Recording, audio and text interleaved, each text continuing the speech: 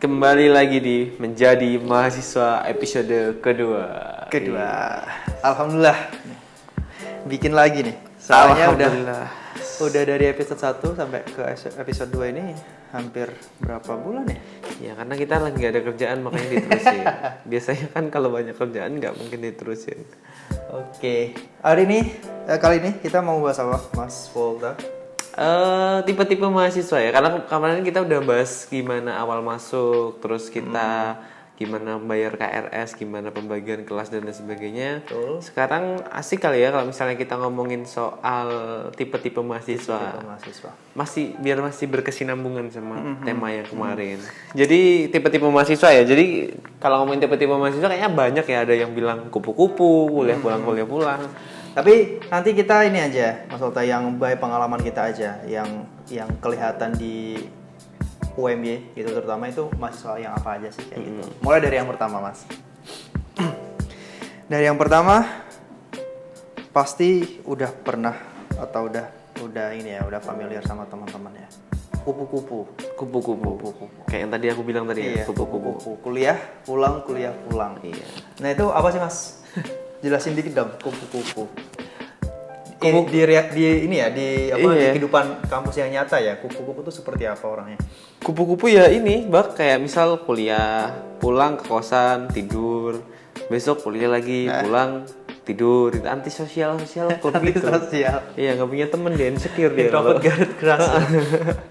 jadi dia ini ya, fokusnya ke kuliah aja gitu ya, ke kuliah aja gitu.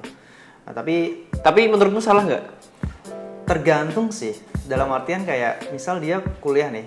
Emang kalau dia fokusnya kuliah untuk mendapatkan nilai bagus, artinya kan dia kuliah dengan benar-benar, terus pas di rumah mungkin belajar atau review mata kuliah pelajaran yang dia dapat, terus dia bikin schedule besok harus ngapain gitu. Tapi emang kerjanya kuliah gitu, fokus ke kuliah aja kayak gitu untuk nilai bagus sama dapat ilmu yang bagus.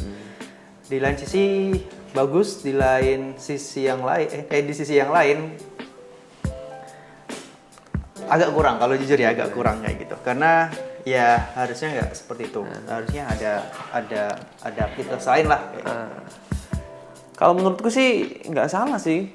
Nggak ada yang salah sih, itu kan pilihan hidup setiap orang ya. Betul. Kalau menurutku nggak salah, karena mungkin dia kupu-kupu nggak ikut organisasi biar dia bisa fokus, dapat IPK tinggi, cepat lulus ya kan, dan lain sebagainya. Nah itu, makanya tadi aku bilang kalau misalnya emang kuliah pulang, tapi pas di rumah itu dia bikin kayak plan ke depan gitu. Aku harus dapat IPK segini nih, lulus kuliah berapa tahun nih, soalnya ke depan aku punya cita-cita apa kayak gitu. Nah, daftar itu PNS kayak gitu.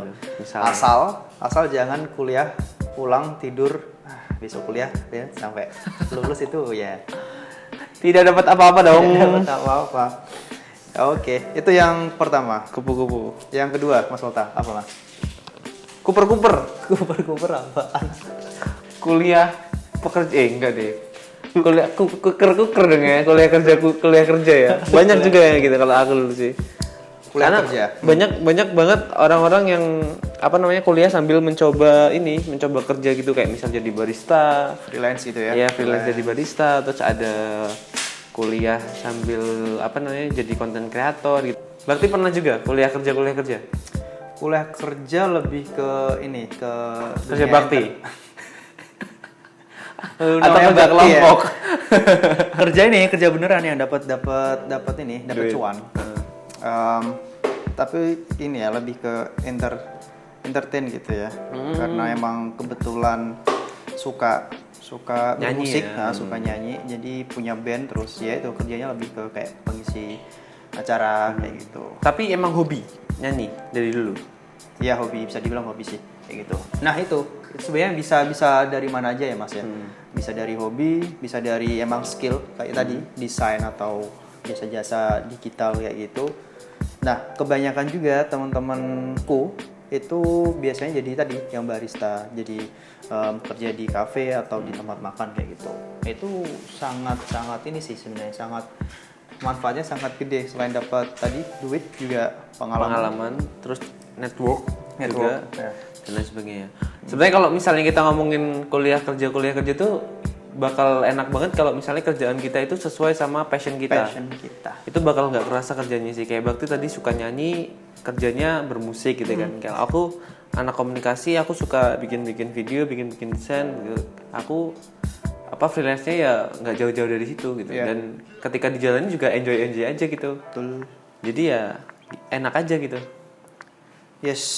Jadi kalau misal teman-teman berniat untuk kuliah sambil kerja itu sangat bagus, tapi baik lagi kalau kerjaan teman-teman ya harus kalau bisa ya teman-teman enjoy kayak gitu. Jangan terlalu aduh aku habis ini kuliah terus habis ini kerja kayak malah jadi kepikiran itu malah jadi susah, makin stres nanti. Pokoknya yang perlu diingat tuh satu, kita tuh kan kuliah tujuannya buat menyelesaikan kuliah kan sebenarnya, terus abis itu kerja. Nah sebenarnya nggak apa-apa kalau misalnya saat ini kita kuliah sambil kerja, tapi jangan melupakan tugas awal kita sebagai seorang mahasiswa seperti itu. Nah itu garis karena banyak banget teman-temanku ikan nih yang udah kayak semester 5, 6 gitu udah mulai dapat kerja, ntar lupa skripsinya, akhirnya lulusnya lama 6 tahun. Ya ada itu orang, tapi aku tidak kenal siapa dia.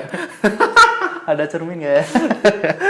Kayak gitu. Jadi ya itu penting banget sih. Itu penting banget. Kuliah, kerja, tapi kuliahnya harus diprioritaskan biar nanti nilainya juga oke, lulus tepat waktu juga. Habis itu kan kerja yang apa istilahnya beneran proper lah ya. Proper ya kayak gitu. Dan waktu kerja itu udah nggak mikirin skripsi lagi ya sih. Betul. Kayak gitu, itu yang paling penting. Oke. Ada apa lagi, Pak? Ketiga, kerja organisasi paling ini ya, paling banyak ya. Paling banyak ya kayaknya. Kalau ngomongin organisasi nih, Pak, pernah ikut apa aja sih, Bakti? Si tahun pertama, aku kan masuk tahun 2016. Nah, pas itu aku tak daftarin aja sih, yang ada gitu tak daftarin semua. Dulu pertama organisasi yang aku masukin tuh BEM, yang resmi ya, BEM Visipol, terus HMJ, Komap di pemerintahan, terus paduan suara di tingkat kampus. Itu dulu udah daftar di saya juga, teater. Teater. Tapi aku bilang, tapi aku kayak nggak bakal kuat sih, jadi cuma 3 aja kayak itu. Nah, organisasi itu beda-beda ya dinamikanya, terus lingkungannya beda-beda juga kayak environmentnya. Nah itu tapi sebeda-beda apa ya bervariasinya itu malah jadi kayak melengkapi gitu. Gimana tuh? Belum paham ya. Melengkapi artinya kayak ya tadi yang beda-beda, teman-teman bisa lebih tahu nih kalau misal di lingkungan seperti ini teman-teman harus seperti apa kayak gitu. Ini ya lebih menyesuaikan dirinya gimana ya. Kayak gitu. Bukan berarti nggak jadi diri sendiri, tapi menemukan diri kayak gitu. Ya gitu. Jadi penting di situ kalau teman-teman mau ikut beberapa organisasi, oke gitu, tapi juga harus tahu porsinya, juga harus tahu diri sendiri gitu. Bakal kewalahan atau enggak gitu. Nah, selama teman-teman bisa memanage waktunya, kuliah, organisasi ataupun kegiatan yang lain, jalan aja. Kadang juga ini ya, orang tuh berkembang kalau kita tuh di keadaan tidak nyaman gitu ya, Bang. Kayak misal kita organisasi ketemu banyak orang, ketemu ketemu banyak pemikiran, ketemu banyak kepala yang tidak sesuai dengan apa yang kita harapkan gitu kan. Kadang juga kayak kita bisa belajar ya gimana cara menghargai pendapat orang, gimana caranya kita tetap misal mempertahankan pendapat kita tanpa melukai banyak orang dan lain sebagainya kan, kayak gitu ya. Betul. Itu ketika kita belajar berkomunikasi, bersosialisasi, bekerja sama dalam proyek dengan orang-orang baru, dengan background, dengan orang dari daerah lain dan sebagainya, itu asik banget sih. Gitu. Dan Mas Volta pasti juga pernah ngerasain ya gimana susahnya, dalam artian kayak hampir kayak mau mati ngurusin kuliah, ngurusin organisasi, ya itu kan pernah juga. Nah, tapi pas ini quotes yang paling aku ingat sih. Hal yang bikin kita hampir mati ya, hal itu akan menguatkan kita. Itu akan membuat kita lebih kuat itu. Setuju. Jadi kayak ibaratnya kayak masalah beban yang kayak limit kita sudah hadapi, ketika kita dapat yang lebih rendah kan berarti kita sudah terbiasa sama hal itu kan ya. Betul banget. Keren banget. Tapi menurut Bakti ikut organisasi itu penting nggak? Maksudnya sangat membentuk nggak? Penting, titik, udah. Oh gitu. Penting. Kenapa? Ya tadi karena pengalamannya pasti, networknya pasti, terus kayak ya kita nggak bisa ya kuliah aja gitu tanpa kayak menerapkan ilmu kita di apa namanya di kenyataan gitu. Kita punya ilmu, kita punya skill, tapi kalau emang nggak bisa digunakan untuk sebuah project atau kerjasama sama orang-orang juga menurutku nggak bagus juga. Sia-sia ya? Sia-sia. Nggak sampai sia-sia sih, cuman kayak nggak optimal aja gitu di ini kayak gitu. Jadi kalau misal teman-teman sekarang masih bingung ya, dilema kayak gitu, aku ikut organisasi atau enggak ya gitu, ikut aja kayak gitu, dicoba aja dulu lah. Ikut aja ya. Seenggaknya nggak ini ya, seenggaknya kalian berbuat sesuatu gitu ya, berproses dimanapun, lewat apapun jalannya, mau itu kerja, mau itu organisasi, mau itu kuliah pula nggak apa-apa, yang penting jangan kuliah aja, tetap berproses di jalur yang lain. Sementara tiga dulu ya, okay. Tipe mahasiswa. Apa tadi Mas? Kuliah aja, kupu-kupu, terus kuliah kerja, sama kuliah organisasi. Kuor. Apa ya? Kura-kura. Kura-kura. Kuliah rapat. Iya. Gitu. Nah, kesimpulannya Mas, apa Mas?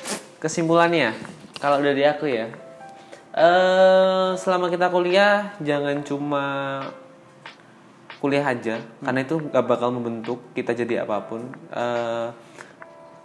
Berproses dimanapun yang kamu suka dan kamu mau, pokoknya selesaikan apa yang sudah kita mulai dengan tanggung jawab. Gitu. Jadi kalau aku dimanapun teman-teman berada, usahakanlah untuk mengoptimalkan gitu skill atau apa yang dimiliki kayak gitu.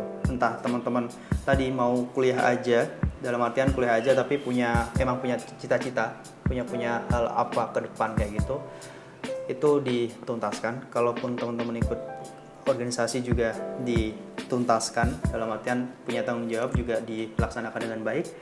Kerja pun juga harus dilaksanakan dengan baik kayak gitu. Jadi benar kata Mas Volta, apa yang sudah dimulai harus dituntaskan dengan baik kayak gitu. Oke. Ya segini dulu aja menjadi mahasiswa episode kedua. Sampai berjumpa di menjadi mahasiswa episode ketiga. Ya, next kita akan bahas lagi mungkin tentang ini ya, tentang lanjutan dari ini ya. Mahasiswa di kampus itu kan juga banyak hal-hal yang dihadapi mahasiswa gitu. Banyak banget kayak misal gimana sih rasanya menyelesaikan tugas yang dosennya nyebelin, gimana sih nge-handle skripsi, gimana sih kehidupan pasca kuliah dan lain sebagainya. Masih banyak banget, Bang. Betul. Makanya tetap stay tune di podcast Lab IP. Bersama aku Volta dan saya Bakti. Assalamualaikum warahmatullahi wabarakatuh. Sampai jumpa teman-teman. Siap. Stay safe.